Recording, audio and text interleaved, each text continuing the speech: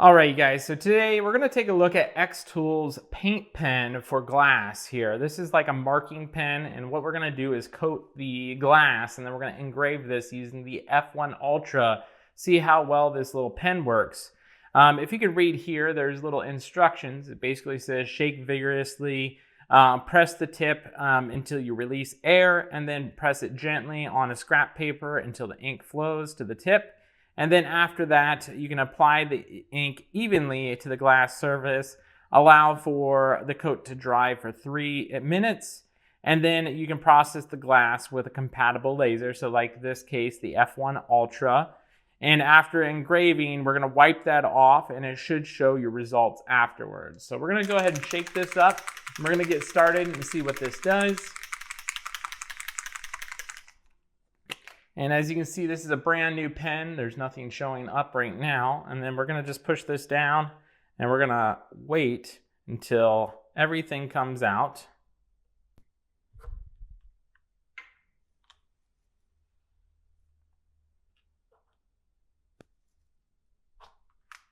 All right, you guys. So as you can see, this is white, and you're going to go ahead and mark this up on your glass here.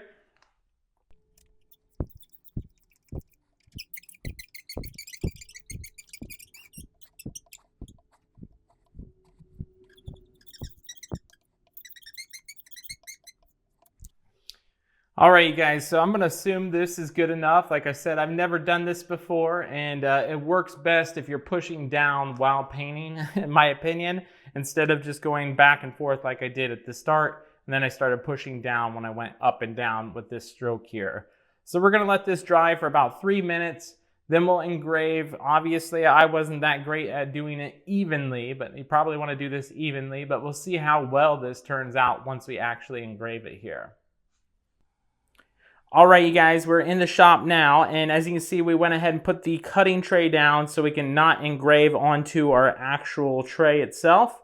And this is our first attempt with glass ever. I can't find settings for this marker for marking here, so I went off of the glass settings for the rotary kit that they had online, and that was 90 power, 200 lines.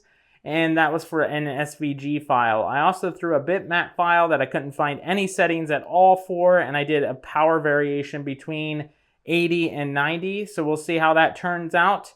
And then otherwise, we'll probably stick with SVG files for the main part on this. And I went ahead and just did numbers. I don't know if you can actually see it here, but I went through 90 power all the way down to 60 power, so we'll see how that is, and this is just a quick test run. And that way you guys can get a baseline and you can make whatever you want with this. With that said, I'm going to go ahead and stop talking and we'll hit start here.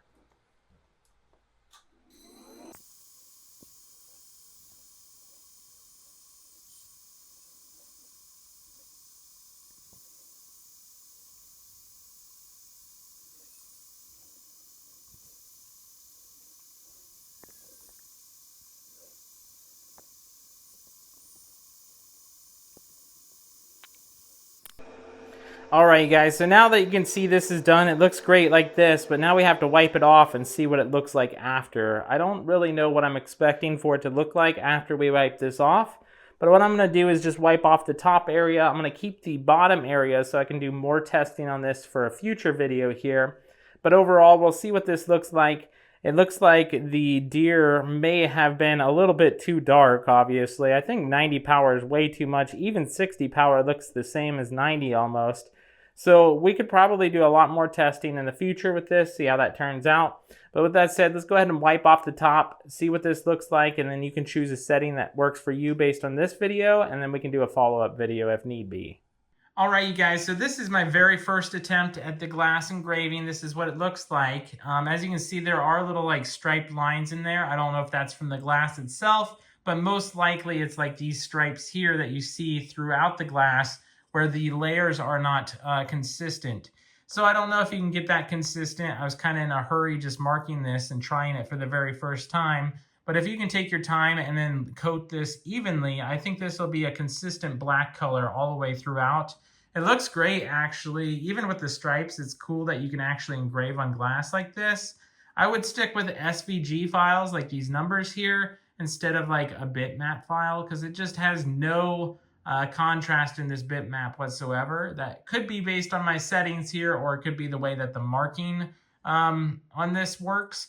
But just keep that in mind. You can use whatever settings you want that I have here. But that's one thing that I wish that xTool would change with this, is actually have a baseline start settings for their paint marker. I couldn't find it anywhere. If you guys can find it somewhere, let me know if you can see it in xTool's software.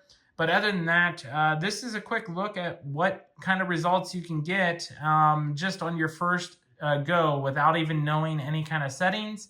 Once you dial that in, it may look really cool compared to this. But even this is pretty cool that you can actually use glass with black engraving on it. So super cool. If you guys have any questions, let me know down in the comments below, and we'll catch you guys in the next one.